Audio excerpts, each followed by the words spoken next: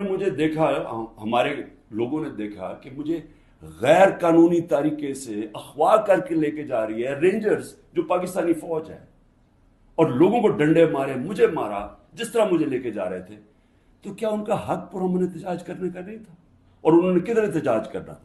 G H Q کے سامنے کرنا تھا، جو بھی آرمی جدھر ہوگی ادھر ہی کرنا تھا، کنٹونمنٹ میں کرنا تھا، اور کدھر جا کے وہ احتجاج کرتے؟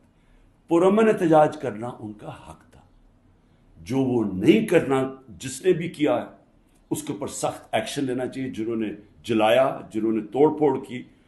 میں پہلے دن جب سپریم کورٹ کے چیف جسٹس کے سامنے کہا، مجھے تو پہلی دفعہ پتا چلا ہوا کیا، میں نے تو تب مذمت کی تھی، اور میں کہا ان کے اوپر ایکشن لو، کیونکہ غیر قانونی چیز کے اوپر ایکشن لو.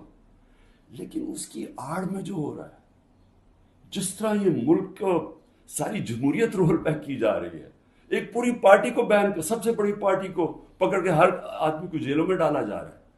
تو یہ پی ٹی آئی کے خلاف نہیں ہے، یہ جمہوریت کے خلاف ایکشن ہو رہا ہے، یہ ملک کی آزادی کے خلاف ہو رہا ہے. یہ تو ہمیں غلام بنایا جا رہا ہے، کہ ہمیں طاقت کا غلام بنایا جا رہا ہے. ہمیں یہ قانون کی حکمرانی نہیں ہے، اب یہ طاقت کی حکمرانی آ گئی ہے.